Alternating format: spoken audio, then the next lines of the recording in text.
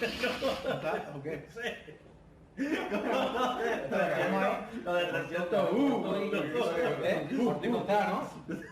¿Lo dejamos ahí? Pero la quítalo. No, pero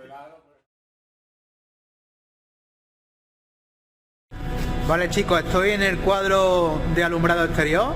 Os voy a contar, os voy a refrescar el problema que tenemos aquí. Mirad, aquí lo que tenemos es un actuador que tiene las dos pestañas partidas, canal número 1 y canal número 4, ¿vale?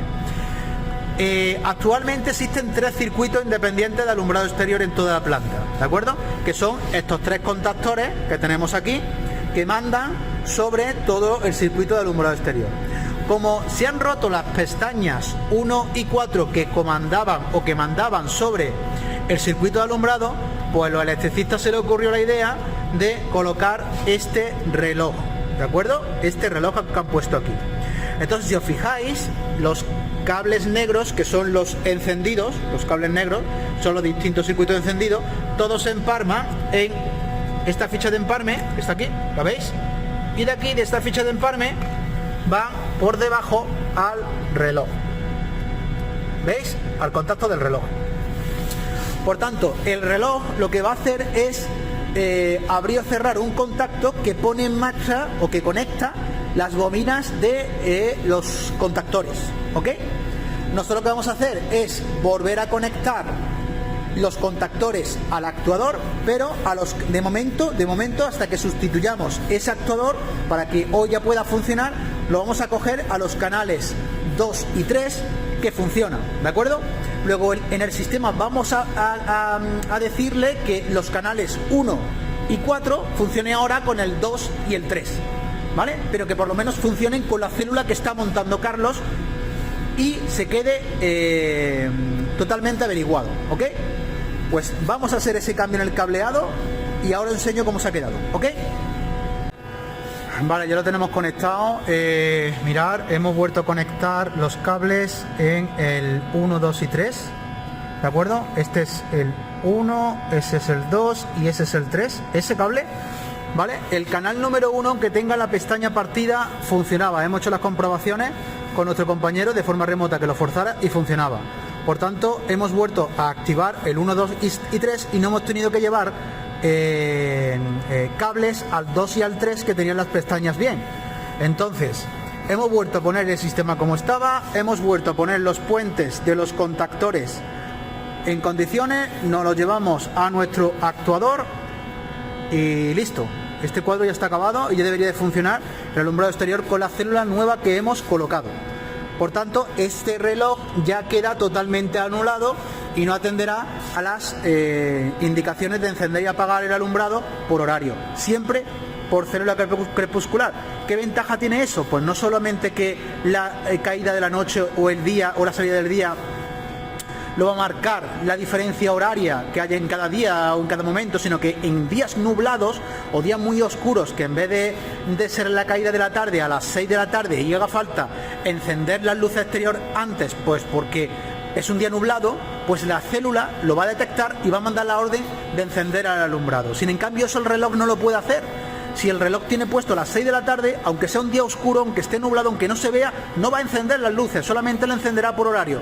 Por eso siempre es mejor utilizar una célula crepuscular, un valor de luminosidad para hacer el encendido y apagado del alumbrado exterior, ¿de acuerdo? Luego también condicionado, por si queréis colocarle días festivos o tal, donde en vez de encender todo el alumbrado exterior se enciende solamente un circuito, en función de si se trabaja o no se trabaja en la planta industrial y ese tipo de cosas, ¿de acuerdo? Pero siempre evitar relojes horarios porque cada día del año se retrasa o se adelanta 1 minuto, no, 2 minutos o 3 minutos y pico por cada día, ¿de acuerdo?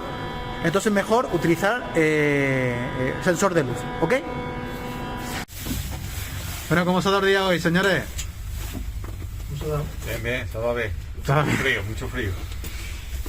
Se la acabó, él está trabajando fuera. Yo todavía tengo el frío metido en los pies, pero bueno, ahora alguien me dará un masajito a los pies, ¿no? Sí, ahora, porque que llegue. Estoy buscando la crema.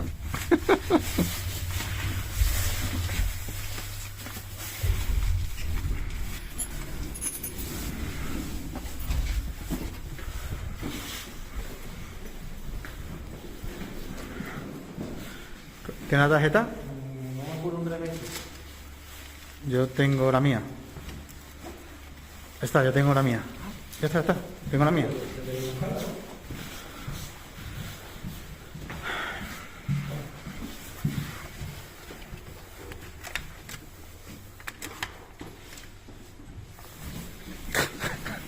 Y yo, que esta no la puerta. Hostia, y yo metiendo la llave. Yo metiendo la llave donde no es. Esto es el cansancio. Mira que si abre la llave y nos metemos dentro.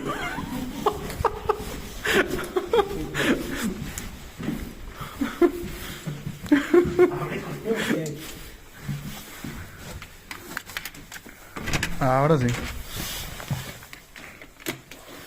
Averiguado. Dale la luz. ¿Está?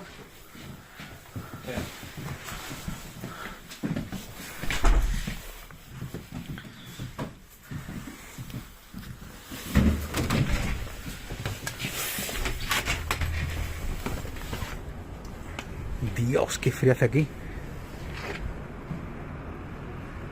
Joder. No, me voy a meter para adentro porque es que hace un frío del copón. Wow. Está. Doble cerramiento. Pues ya está, listo. Bueno, vamos a bajar ahora al restaurante del hotel y vamos a comer algo, vamos a cenar algo en este mismo lugar. No nos vamos a ir muy lejos porque estamos locos por llegar luego rápido a la cama y acostarnos. Por la noche cenamos en el restaurante del hotel. Este restaurante dispone de menú del día y carta para aquellos que no desean comer de menú. El precio del menú es de 15 euros e incluye primer plato, segundo plato, pan, postre y una bebida. Esta cena fue muy silenciosa. Sabíamos que el retraso de la mañana con el fallo del multímetro y el error de pedir una plataforma elevadora de poca altura nos iba a hacer apretar la máquina, como dicen por mi tierra, para terminar todos los trabajos que estaban pendientes de hacer al día siguiente. Creo que Carlos, Julio y yo estábamos concentrados al igual que lo hacen los equipos de fútbol, pero en nuestro caso lo que teníamos que en la mente era terminar con todo lo que teníamos que hacer, sea como sea, y evitar volver en una segunda ocasión.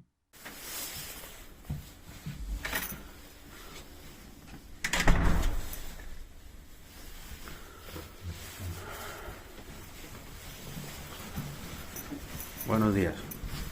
Continuamos con la faena y vamos a bajar a desayunar al restaurante.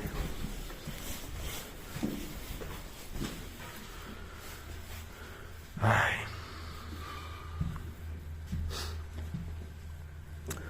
Un dato curioso es que hay una pegatina en el baño de la habitación que pone que no desperdicie el agua. Pone, por favor, haga uso eficiente del agua y no desperdicie el agua y tal. Eso está genial. Eso está genial. Pero el problema es que cuando te levantas por la mañana, igual que cuando te duchas por la noche, ¿qué ha pasado? ¿Se ha abierto la puerta otra vez?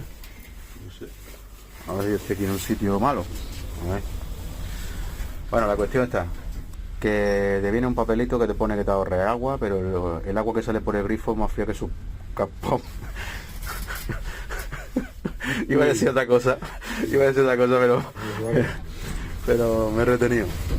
El agua es muy fría, entonces tienes que dejar el grifo abierto. No sé qué sistema de calefacción tendrá para calentar el agua, no sé qué sistema tendrá, pero para calentar...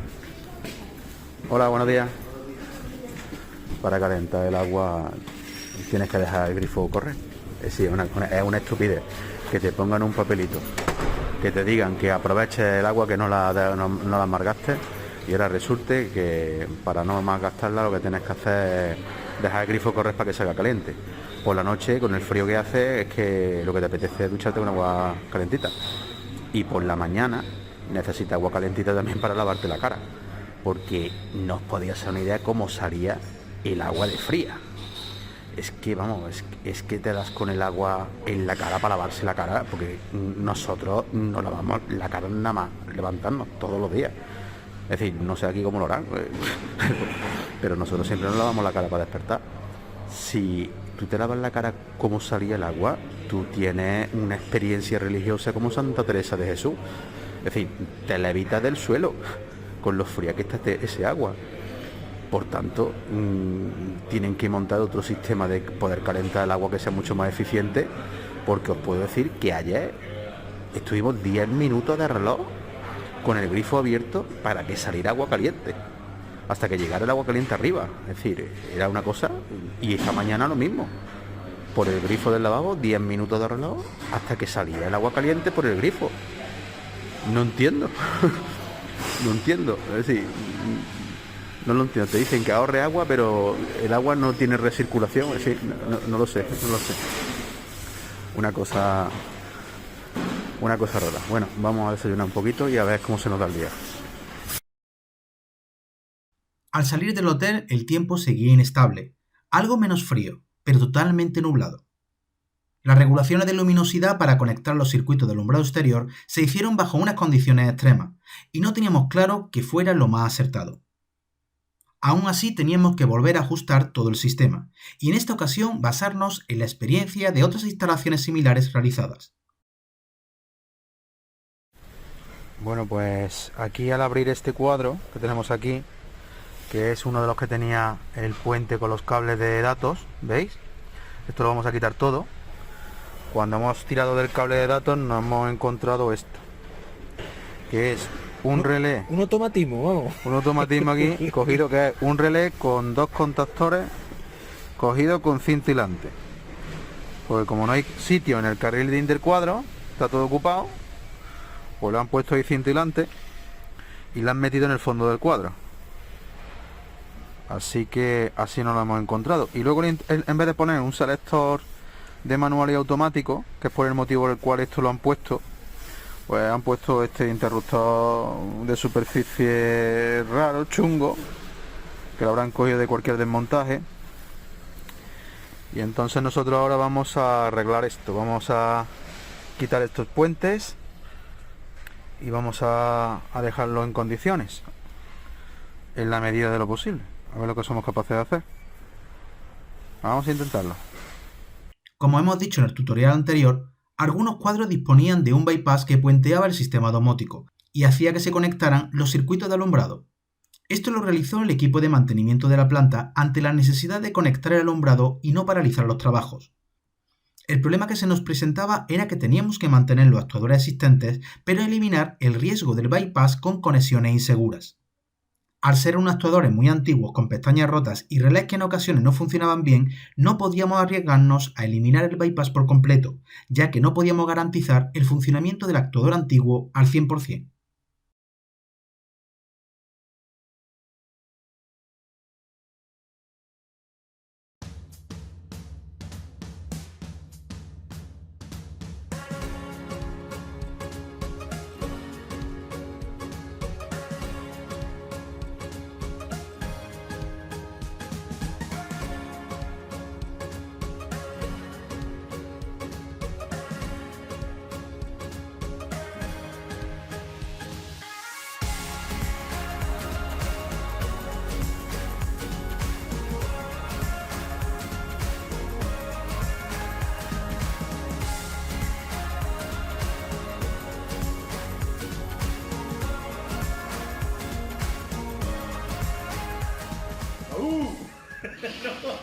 ¿O qué? Lo del 300. Por ti no está, ¿no? ¿Lo dejamos ahí? Pero da quítalo. No, pero